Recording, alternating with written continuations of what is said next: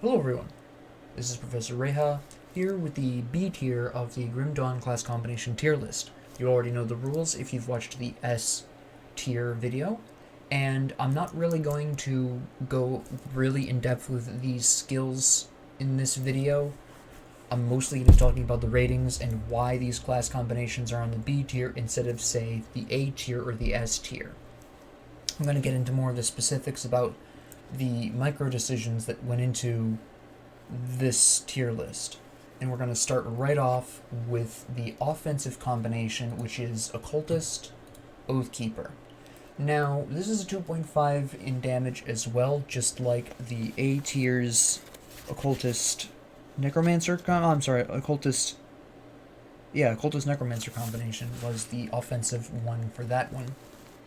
And the reason why this is specifically on the B tier is because this combination has a problem dealing with chthonic enemies.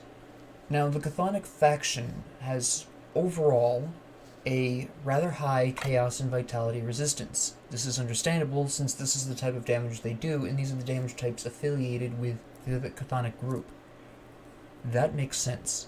They have a moderate amount of resistance to fire and poison and acid.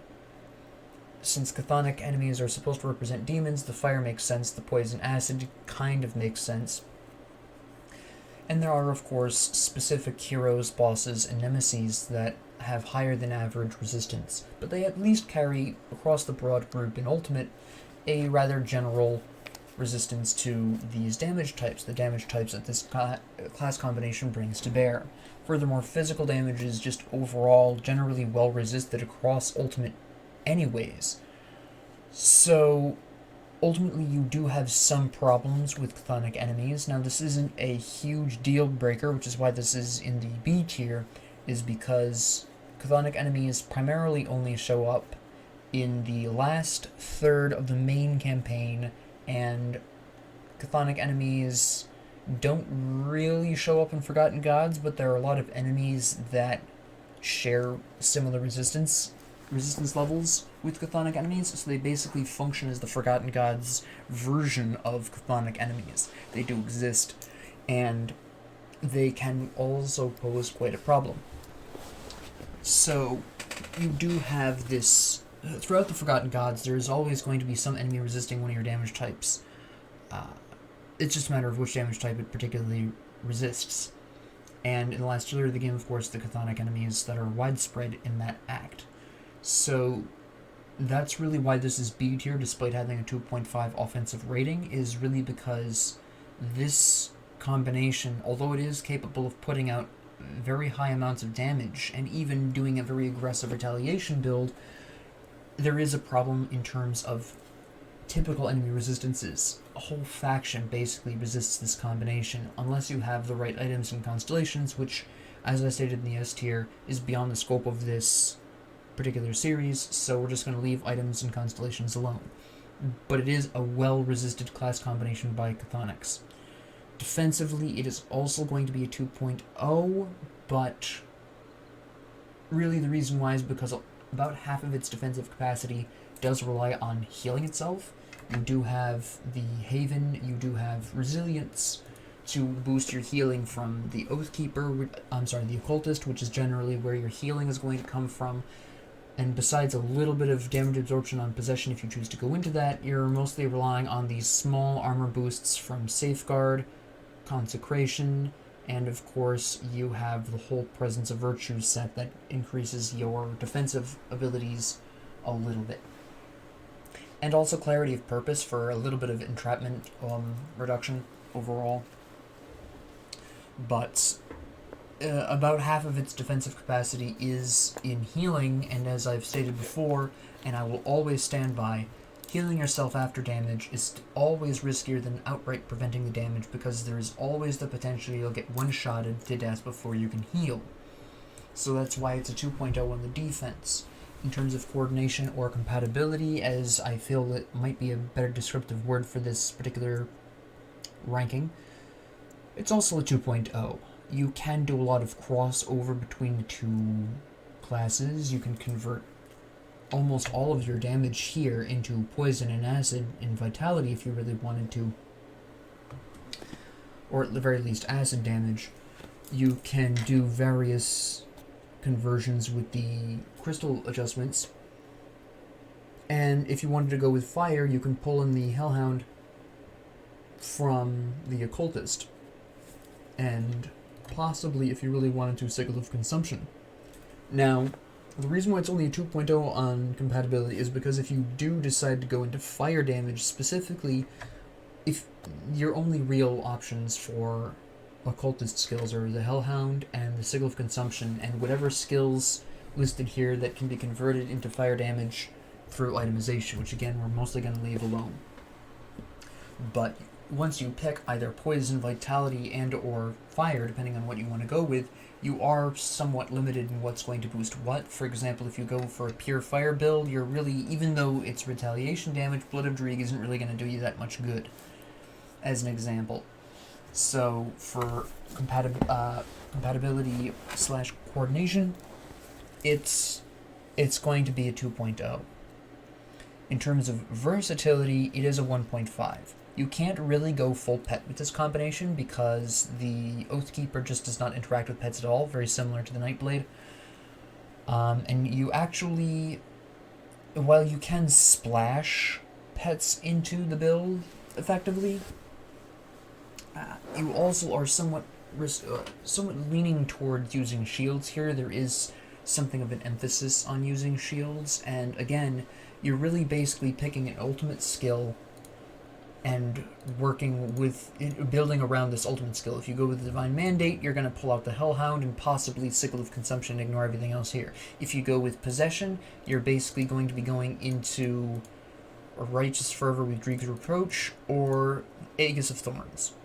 And possibly, if you're feeling particularly ambitious, the Scion of Dreeg.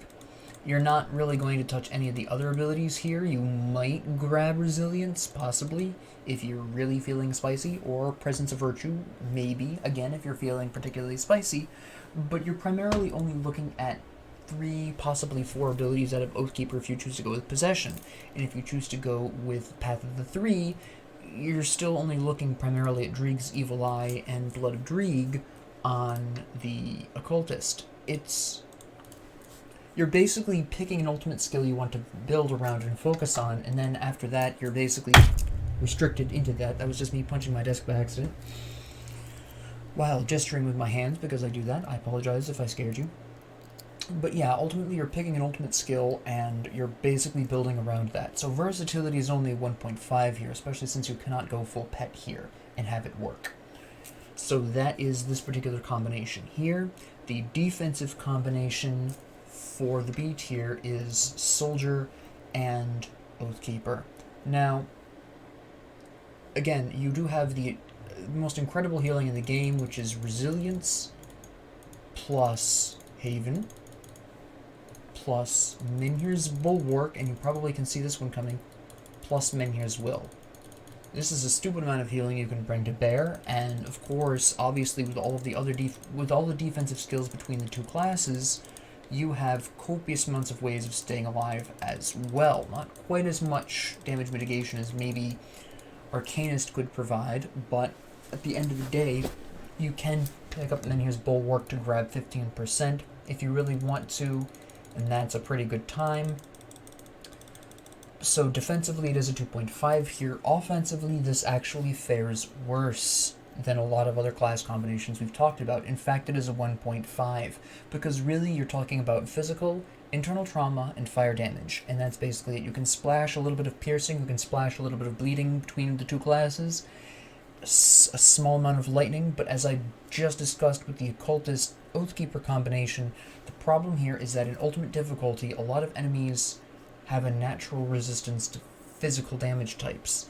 And we've already discussed at least some of the problems with just fire damage as well. So you can see where, even though on paper the combination does respectable enough amounts of damage, there's just so much effective resistance to these essentially 2 damage types, because remember, internal trauma takes the same kind of resistances and armor into account that physical damage does. So you're basically just doing 2 damage types, physical and fire. And that's not a lot to work with. And any fire-resistant enemy in Ultimate is basically going to completely stop your damage output. So it is only a 1.5 on the damage output, despite the fact that you do have the percentage of health damage of Warcry. It's not enough to compensate for the simple fact that without getting lucky on your items and getting the right items, and without going into very specific constellations, you are going to have a really tough time with certain enemy types. You're going to have a tough time with Chthonics in general. You're going to have a tough time with any fire-based hero, boss, or nemesis. It gets very ugly very quickly if you're not working with friends or you don't have what you need at that time. It can be very tough. So it is only a 1.5 on the offense. In terms of compatibility, this is actually going to wind up being a 2.0. Really, the only reason why it's a 2.0 as compared to a 2.5 is because there are some skills in Oathkeeper that completely remove the need to build an equivalent skill in the Soldier. For example, Blitz here. Let's look at Blitz. You have physical damage, you have knockdown. Great. You can eventually add on some internal trauma damage. Bonus physical. Okay.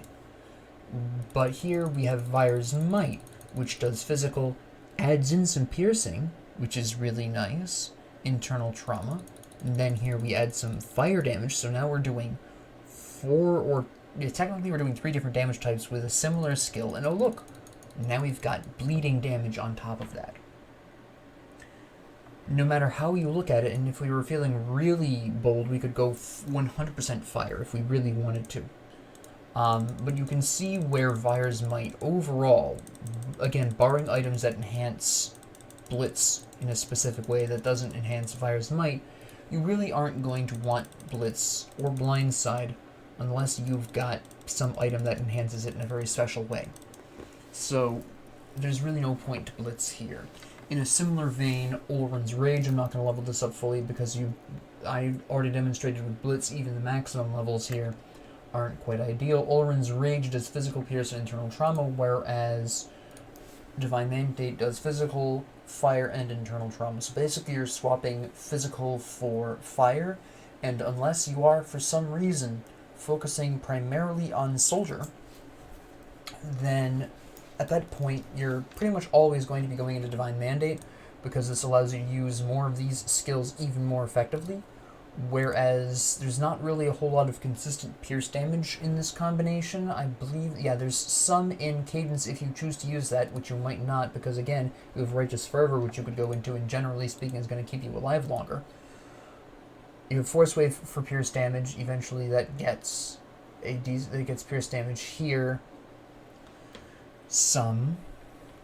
And then, of course, we just covered that Vire's Might has some pierce damage, and I believe that's all the pierce damage you have here. Yeah, it is. So, really, there's no point in not going into Divine Mandate if you're planning on going into Oren's Rage. Again, this depends. If you have an item that really boosts Oren's Rage in some way, absolutely go for it, but otherwise, there's no point in Oren's Rage, because Divine Mandate is just better for the class combinations.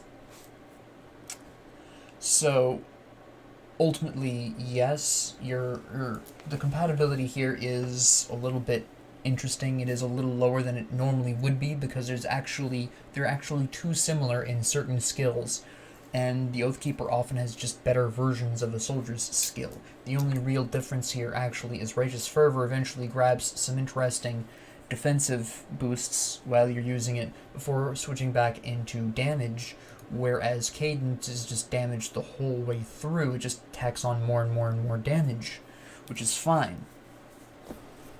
So, unless you are really insistent on going into the pierce damage of Oren's Rage for whatever reason, you basically have to choose between Cadence for pure damage or Righteous Fervor for that damage defensive hybrid, so to speak. So there is that. There are some things that are just incompatible between the two of them. In terms of versatility, this is a solid 1.0. The reason why is because you are building a shield. You will probably be you are either doing a retaliation or a non-retaliation build, and if you choose to go into two-handed, if you're thinking to yourself, well, the soldier has a lot of two-handed versions. You know, you can use a two-handed weapon or a shield. Oathkeeper doesn't have that. Aegis of Menhir must have a shield equipped. Safeguard must have a shield equipped. So ultimately, at the end of the day, while you can build a really sweet aggressive retaliation build, you can do a defensive retaliation build, or you can do a pure offensive build, you're pretty much almost forced into using a shield, which is a tough prospect. Now, that's not to say that there is not effective non-shield builds out there, but again, this requires itemization, and that's beyond the scope of this series. So, it is not a versatile class, especially when you factor in the fact that you're basically only doing 3 different damage types to choose from. You have physical, internal trauma, pierce, potentially, or fire. So, it's just not a versatile combination in the slightest. In terms of compatibility and coordination, the B tier is the Inquisitor Arcanist combination. Now, this is because pretty much anything you increase in one can help the other one. Both do heavy amounts of elemental damage. Actually, in fact, they both are focused on elemental damage, with the Arcanist being able to insert Aether damage and the Inquisitor being able to insert Pierce damage instead. So, ultimately, no matter what you do, you're building elemental damage, and you're going to be building a lot of elemental damage. It's just a matter of, do I want my secondary damage type to be piercing, or do I want it to be Aether? Because that's just a majority of your skills, unless you're feeling abnormally bold and spicy, and you want to go into Tainted Flame for Chaos and Vitality, and then you feel like going into, for some reason, Tainted Power to do the same thing with the Albrecht's Aether Ray. I'm not sure why you would necessarily want to do that with this combination, but it's something you can do for a really quirky build. One day I'll do that. That'll be pretty interesting. But beyond that, you're basically forced into elemental damage, and then you're just picking your sub-damage of either piercing or Aether, and then that's basically it. But in terms of coordination, both really flow well one from the other. So, offensively, though, it's a 1.5. This, again, is suffering from the same issue as physical damage. A large quantity of enemies in ultimate difficulty are going to resist one or more elements. So, at the very least, 1/3 of your damage is going to be strongly resisted, and then there's going to be some percentage of the other two that's going to be resisted as well. It just depends on the enemy. For example, Chthonics will resist a primarily large amount of fire damage, and then the other two damage types of Cold and Lightning will be resisted variously by individuals. If you were going up against, say, Ghost Crabs in Ugenbog, or Ugenbog, I'm not quite sure how you pronounce that, then they're going to be resisting most of your cold damage and then taking fairly almost normal amounts of damage from your fire and lightning. These are just examples, of course, but you understand the potential issue in the damage output here. And furthermore, neither of these particular classes has a percentage of health damage type, so there is no real way around these resistances. Yes, there are items. Yes, there is to some extent. For example, the Death Sentence reduces Pierce and Aether and Chaos damage. That's fine, but at the end of the day, there's no percentage of health damage to help you maneuver around it like with a lot of the other class combinations we discussed. So there is that problem as well. Additionally, defensively, it is a 2.0, and the only reason it's 2.0 is because it has a decent amount of damage absorption. First off, obviously, remember Maven's Sphere. You do have the flat amount of absorption here. You have 190, which isn't bad, but it's not exactly great. That just boosts your damage. You have also, of course, Word of Renewal, which can heal you. It can reduce your entrapment durations. It can increase your resistances as well temporarily, so you do have a couple of very interesting options. The Horn of Gandar reduces damage. So you have a couple of things. You have a couple of small ways to keep yourself alive, but really primarily it's 2.0 because of Maven's Sphere. We've already discussed that the coordination/compatibility of the combination is 2.5. The versatility is is also going to be a 1.5. The essential problem here, of course, you're pretty much forced into elemental damage regardless. I did point out an interesting little Vitality Chaos damage you can do, Vitality Chaos build, but at the end of the day, you're building Elemental. If you're trying to stay effective, you're building after that either Aether or Pierce, possibly both, but not likely. And you're also really kind of, if you're going with Pierce damage, you're pretty much guaranteed to go into guns. Not always, but it's very likely. You're definitely going to be pushed in that direction. So there is that as well. There's not a whole lot of flexibility here in terms of its damage output, in terms of what it can build. You can use a gun in a single offhand, which is the only reason why the coordination / compatibility of the combination didn't take a hit, because you might have thought to yourself, well, the Inquisitor can do the 2 guns, but then if you're going to be going into Albrecht's Aether Ray or Devastation, then you need an offhand. But what a lot of people don't remember, I don't know why I keep going to Oathkeeper, what a lot of people don't remember is that ranged expertise is a ranged weapon bonus. You don't need to have 2 guns equipped to get this benefit. It just offers you the ability to equip 2 separate guns. You don't have to get these benefits. Your single gun will get these benefits as well. You just won't shoot quite as often. So you can quite seamlessly use a single gun and an offhand and still get ranged expertise as bonus. That's fine. But you are really kind of pushed towards ranged. You are guaranteed to be doing elemental damage of some kind.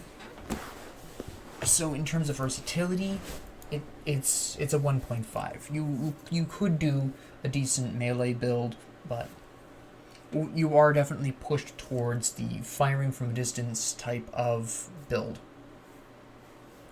In terms of versatility, what we have is simply the Shaman and the Oathkeeper. There's the Shaman. The Shaman and the Oathkeeper. And the reason why primarily is because this combination offers a decent amount of bleeding combination with Primal Bond, as opposed to the other 2 classes, the S and the A tier, which were Occultist and Necromancer respectively, which allowed you to summon more pets with these.